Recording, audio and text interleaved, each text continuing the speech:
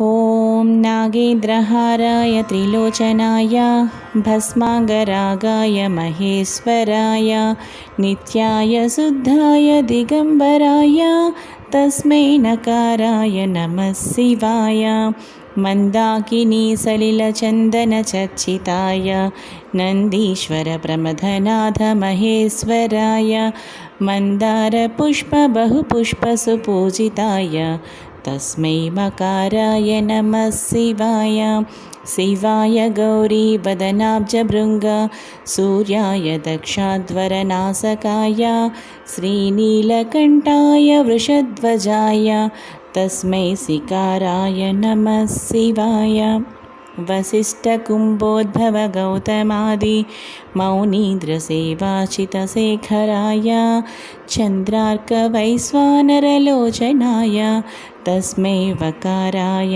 नमः शिवाय यक्षस्वरूपाय जटाधराय पिनाकहस्ताय सनातनाय दिव्याय देवाय दिगंबराय तस्मै यकाराय नमः शिवाय पंचाक्षरमिदं पुण्यं यः पठेत् शिवसन्निधौ शिवलोकमवाप्नोति शिवेन सह मोदते।